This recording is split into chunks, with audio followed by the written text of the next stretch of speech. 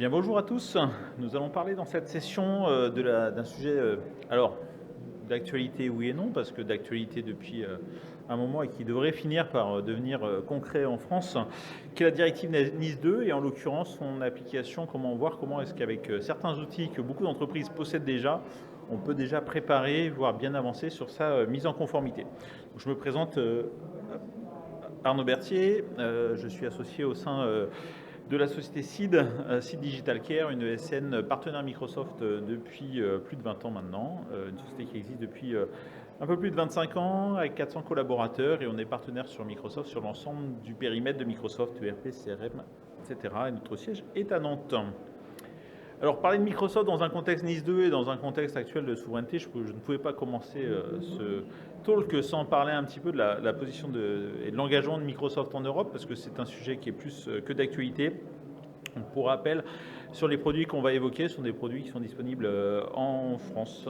En l'occurrence, toutes les solutions que je vais vous présenter là maintenant sont des solutions qui existent en France et que l'Europe reste un marché stratégique. Et puis pour ceux qui se poseraient la question, sachez qu'il existe dans ces outils que je vais vous présenter aussi la possibilité d'aller un petit peu plus loin en chiffrant vos données, en utilisant votre propre clé de chiffrement. Je ne rentrerai pas complètement dans la technique maintenant. Si ça vous intéresse, on peut en reparler à la fin. Mais vous avez la possibilité de mettre en place en fait un dispositif qui permet de rendre vos données illisibles du côté de l'éditeur.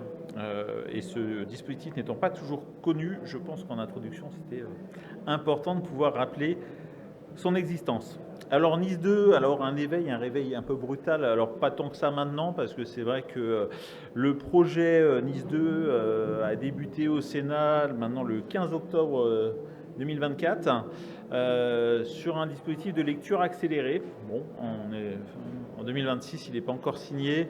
Il a avancé un petit peu en juin dernier, il a avancé en octobre, et puis avec les quelques bouleversements liés notamment au vote du budget, etc., ça devrait être une discussion qui devrait revenir rapidement. C'est une directive européenne donc, qui est mise en œuvre dans beaucoup de pays européens. On est vraiment très clairement en retard maintenant dans cette transcription en France de cette réglementation européenne. C'est une réglementation qui touche beaucoup plus d'entreprises que ce n'était le cas sur NIS 1, dans la mesure où on estime qu'il y a à peu près 15 000 entreprises qui vont être directement impactées. Donc ça, c'est des entreprises qui vont être directement concernées, mais on sait très bien, s'agissant de ce type de dispositif, qu'il va y avoir des effets rebonds parce que les entreprises qui sont concernées vont être forcément très exigeantes aussi avec leurs fournisseurs et donc par rebond. Ce sont des choses qui vont être impactantes pour un très grand nombre d'entreprises et qui peut toucher beaucoup de personnes.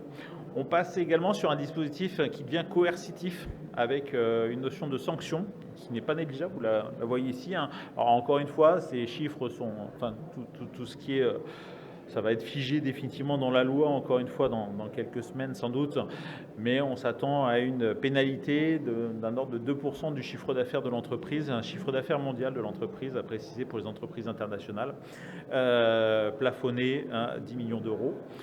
Donc ce n'est pas neutre comme dispositif. L'objectif de ce dispositif, c'est très simplement de remettre la cyber au cœur des préoccupations majeures des entreprises dans la mesure où, contrairement à 10-15 ans, aujourd'hui, toutes les entreprises sont impactées par la cyber qui peut frapper à la porte de tout le monde et qui peuvent fragiliser dans une période en plus où on travaille en flux tendu n'importe quelle entreprise. Quelle qu'elle soit, parce qu'il suffit par exemple qu'un fournisseur d'Airbus soit impacté pour que Airbus ne puisse pas suivre la cadence, donc en l'occurrence. Donc c'est vraiment un dispositif qui est arrivé rapidement. Alors l'avantage qu'on a en France, c'est que comme la transcription prend du temps, les entreprises ont eu le temps de s'approprier un petit peu le sujet, en tout cas de prendre le temps d'entendre parler. Et rassurez-vous, comme beaucoup de ces dispositifs, au moment où la loi va passer, elle ne va pas être applicable instantanément. Il y a un temps de mise en conformité qui est prévu et qui va nous amener donc à avoir de nombreux mois pour nous préparer. Néanmoins, ce qu'il faut retenir, c'est que dans l'essence même du dispositif NIS2, on essaye de ne pas être dans une approche de simple liste à cocher. Voilà, j'ai des tâches à faire, je viens cocher ces différentes listes, mais l'esprit de la réglementation, c'est vraiment que cette préoccupation cyber, qu'on puisse vraiment parler de posture cyber au sein des entreprises, que la cyber ne soit plus une obligation, je la traite et puis je passe à autre chose, mais la cyber évolue tous les jours, les risques évoluent tous les jours et donc il y a cette notion effectivement de continuer la veille et continuer les évolutions. Donc c'est un changement de posture, c'est une démarche, une vraie démarche qui doit être mise en place dans l'entreprise parce que les exigences sont également beaucoup plus fortes, y compris techniquement. On parle de dispositifs. Encore, je vais vous épargner tout le jargon technique, mais des SIEM, donc des dispositifs qui sont loin d'être implémentés dans toutes les entreprises, potentiellement des SOC, donc des dispositifs qui ne sont pas négligeables aussi bien financièrement à mettre en place qu'en termes d'organisation. Et donc, il va falloir l'intégrer et puis l'intégrer dans le temps, comme l'est d'ailleurs par exemple l'ISO 27001 où on n'est pas ISO 27001 une seule fois à vie. Ben là c'est un peu le principe, c'est qu'il va falloir continuer à se challenger. Un petit challenge côté NIS2 aussi, c'est que contrairement à une norme effectivement qui apporte une grille de lecture avec des auditeurs qui viennent accompagner, qui peuvent simplifier un petit peu la prise en main des exigences, c'est vrai que là, comme c'est une réglementation, il y a une complexité, on le sent nous au quotidien sur les clients qu'on commence à accompagner sur ce sujet, sur le fait de, mais ok, tout le monde parle de NIS2, qu'est-ce que ça veut vraiment dire pour mon entreprise, qu'est-ce qui est réellement obligatoire et comment on traduit cette réglementation en réalité. Et ben, l'objectif, c'est que je vais vous présenter trois exemples qui s'appuient sur des outils que beaucoup d'entreprises ont à leur disposition. Donc pour ça, aujourd'hui, je vais me baser sur ce court laps de temps sur trois piliers que propose Microsoft au travers de sa suite Microsoft 365, dont beaucoup d'entreprises ont déjà en leur possession. Et donc on a des piliers qui sont là, qui peuvent venir aider.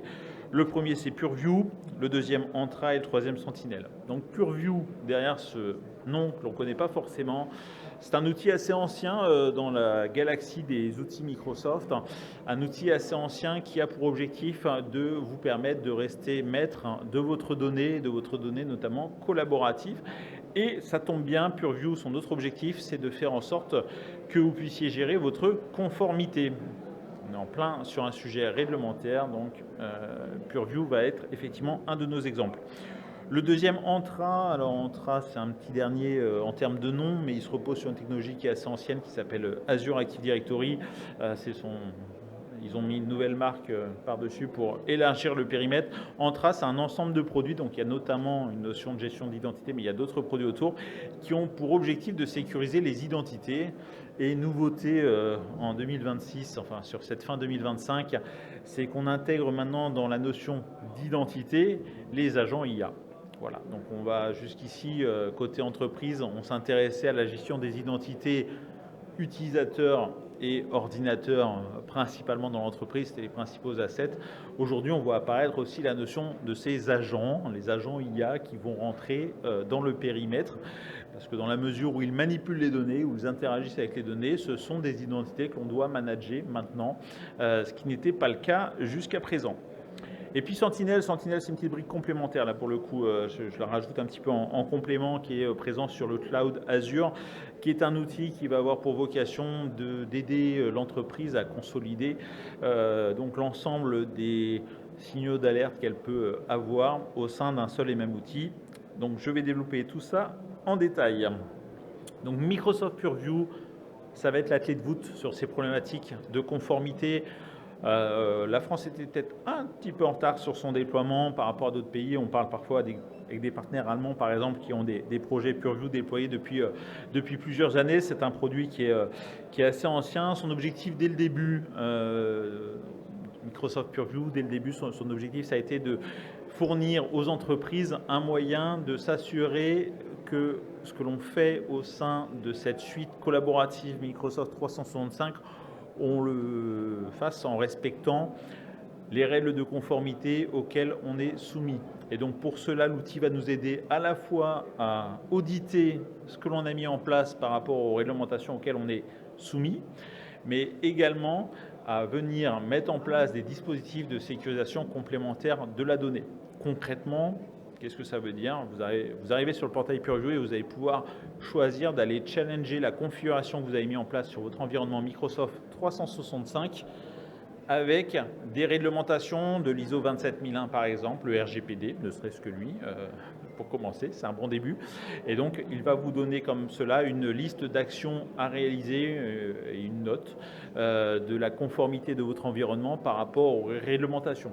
Je rappelle que Microsoft 365 est un produit mondial, donc effectivement, l'idée, ça a été de se dire, on a un outil qui s'applique à travers le monde, mais si je travaille en Californie, j'ai des réglementations spécifiques qui s'appliquent. Si je suis en France, en Europe, j'ai d'autres réglementations. Donc, on vous fournit un outil pour vous aider à venir bien vérifier que la manière dont vous avez implémenté l'outil, qui reste un outil générique et global, correspond à la législation qui vous concerne.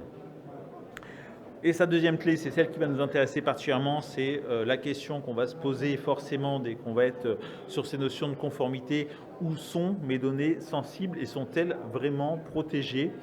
Je disais que PureView accélère en ce moment en France, c'est pas pour rien, tout simplement cette question elle est revenue largement à la surface avec l'explosion de l'IA générative où est venue naître à nouveau la peur du shadow IT, et à juste titre, parce que le shadow IA, on le voit au quotidien, et est-ce que les données restent dans le périmètre de l'entreprise ? Est-ce que les données sont bien protégées par rapport à ces usages ? Est-ce que j'ai envie que toutes les données de mon environnement Microsoft 365 puissent partir dans n'importe quelle IA ? Bon là, en général, on connaît la réponse, on n'a pas envie, en tout cas, de perdre le contrôle, on a envie de savoir ce qu'il en est. Et donc pour cela, on va avoir plusieurs outils qui vont être à disposition dans cette brique, qui est vraiment la brique essentielle là-dessus. C'est d'abord une notion de classification.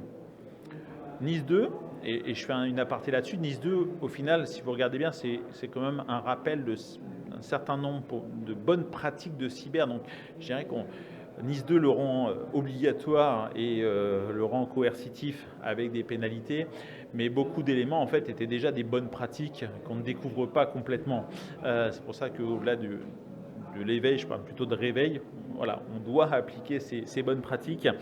Et parmi ces bonnes pratiques, c'est tout simplement de pouvoir classifier la donnée. Comment protéger une donnée si je ne suis pas capable d'identifier facilement le niveau de criticité de cette donnée ?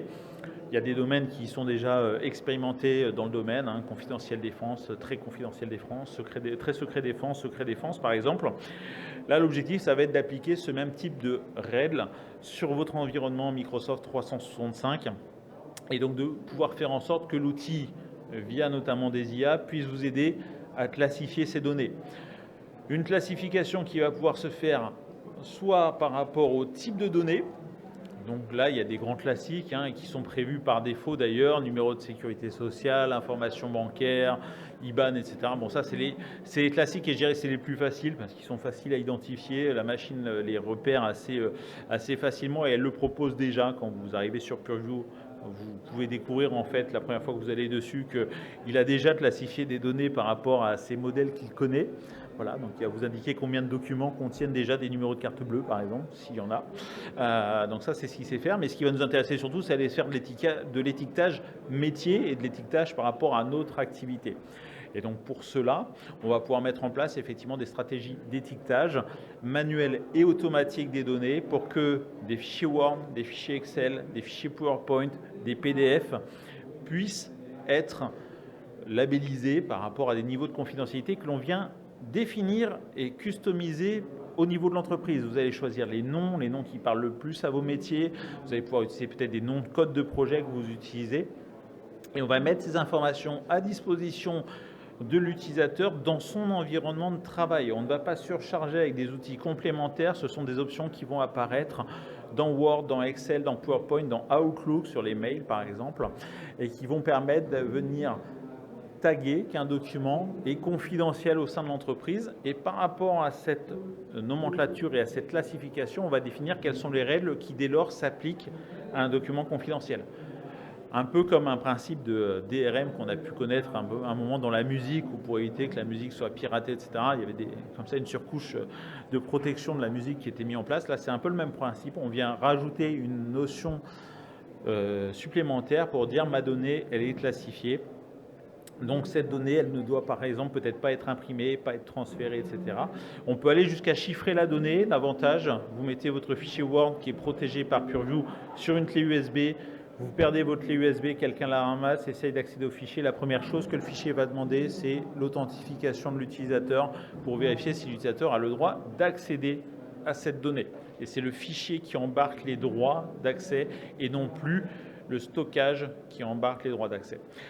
Voilà. Et derrière ça, en plus, ça nous donne une cartographie. On va pouvoir voir s'il y a du Shadow IT, s'il y a des utilisateurs qui utilisent du Dropbox qu'on n'utilise pas dans l'entreprise, du Google Drive, etc. Donc, essayer de voir s'il y a d'autres moyens de fuite de données. Et on peut aller jusqu'à avoir des alertes. On a eu la semaine dernière, nous, un client qui a une alerte à popper parce qu'une utilisatrice a essayé de connecter un SharePoint à ChatGPT. Le système a bloqué l'envoi de 170 documents dans ChatGPT et a prévenu immédiatement le SI pour dire attention, tentative de sortie d'informations du périmètre de l'entreprise. Action, réaction, on bloque et on prévient. Encore une fois, dans un objectif plutôt pédagogique, parce qu'aujourd'hui, on a besoin d'accompagner ces utilisateurs. Ils ne pensent pas à mal quand ils font, enfin la plupart normalement, quand ils font ce genre d'intervention. Microsoft Entra, alors lui, vous ne le connaissez pas toujours sous ce nom, mais c'est l'outil qui gère majoritairement les utilisateurs de Microsoft 365, les ordinateurs et aussi les agents. Voilà, gardez en tête que maintenant, il va gérer ces agents. Il y a des choses qui paraissent évidentes, il faut du MFA en 2026. Oui, alors derrière cette affirmation simple, il y a une réalité d'entreprise que l'on côtoie au quotidien qui n'est pas toujours aussi simple. Comment mettre en place de la MFA dans un environnement industriel où on n'en est pas encore rendu à utiliser des comptes nominatifs, par exemple. Comment le faire quand les utilisateurs n'ont pas de téléphone professionnel et ne veulent pas utiliser leur téléphone personnel. Bref, toutes ces problématiques que l'on connaît. Et puis au-delà de ça, pouvoir gérer et accompagner nos utilisateurs. Ce que vous devez retenir de tous ces outils que je présente, c'est que la difficulté, elle n'est pas technique. Ce ne sont pas des outils sur lesquels on a des grosses difficultés techniques à déployer. La difficulté, elle est de définir les bonnes règles que l'on souhaite mettre en place avec la direction de l'entreprise et ensuite et surtout d'accompagner les utilisateurs face à ce changement. Mettre en place la MFA, c'est changer la vie de l'utilisateur. Classifier les documents, c'est accompagner les utilisateurs pour qu'ils sachent classifier, déclassifier, qu'ils n'essayent pas d'envoyer des documents qui ne sont pas censés envoyer, etc. Bref, qu'ils comprennent le pourquoi du comment et pourquoi on impose ces règles et que ce n'est pas pour le plaisir d'embêter nos chers utilisateurs, mais c'est parce qu'il y a une réalité qui nous rattrape au niveau cyber. Et enfin, Sentinel. Sentinel, donc c'est un outil qui va être là pour capter l'ensemble des logs, l'ensemble de ce qui se passe, et là pour le coup pas que pour Microsoft. Il va être capable d'aller récupérer vos informations sur vos pare-feux, quelle que soit la marque, sur vos serveurs, Linux, Windows, peu importe, sur d'autres applicatifs. On va venir centraliser en fait toutes ces informations. Pourquoi on fait cela? Tout simplement parce que on sait qu'entre le moment où une attaque se produit, et entre le moment où, en tout cas, un intrus rentre dans un système d'information et le moment où l'attaque se produit, il peut s'écouler des semaines entières parce qu'ils arrivent à rentrer avec un utilisateur qui n'a peut-être pas les bons droits et ils doivent donc découvrir le SI, trouver les failles et réussir à faire ce qu'on appelle des déplacements latéraux, donc se déplacer au sein du SI pour aller naviguer jusqu'à sa cible. Ça prend du temps et tout ça, ça génère des petits signaux faibles. Si on regarde indépendamment chaque outil, ce sont des signaux faibles, donc ça ne lève pas forcément des alertes. Tiens, il se passe ceci, bon, il y a une petite alerte, mais ce n'est pas bien méchant. Mais il se passe également, peut-être, tiens, sur le pare-feu, j'ai aussi des tentatives de connexion. Et en fait, quand on vient centraliser ça dans un outil qui, en plus, est gonflé avec de l'intelligence artificielle, il va se rendre compte qu'un même utilisateur a plein de comportements inhabituels. On va aussi avoir de l'analyse sur le comportement, de l'analyse comportementale de l'utilisateur. On va se dire, tiens, c'est bizarre, cet utilisateur, il essaie de lancer des scripts. Habituellement, je n'ai pas d'exécution de script sur cet utilisateur. C'est pas quelqu'un qui travaille à la comptabilité. Donc, en fait, il y a une classification comme ça qui est faite. Et donc, ça vient lever des alertes et ça nous permet d'avoir des alertes plus rapidement. Et enfin, ce SIEM Microsoft Sentinel nous permet en plus d'automatiser des rapports qui vont nous permettre de répondre à une nouvelle contrainte que l'on va avoir, qui va être la transmission des alertes, a priori, encore une fois, sous réserve que la loi soit validée dans ce sens-là, mais une alerte préliminaire qui serait à fournir sous 24 heures, une notification complète à fournir sous 72 heures, c'est très court, et puis un rapport final plus long. Et là, avec cet outil, on va pouvoir automatiser la génération de l'alerte préliminaire et de la notification complète en créant des modèles qui vont permettre de générer ces informations. On va pouvoir préformater ces modèles. Des retours terrain qu'on pourra vous présenter sur notre stand donc E17, mais effectivement ce sont des choses qui peuvent se mettre en place encore une fois assez rapidement. Ce n'est pas la technique qui prend du temps dans la mise en œuvre de cette partie-là, c'est vraiment l'accompagnement. On doit prendre le temps d'accompagner les utilisateurs, d'avoir des utilisateurs que l'on fait monter en compétence sur ces sujets-là pour qu'ils puissent être à l'aise et comprendre le pourquoi et devenir acteurs.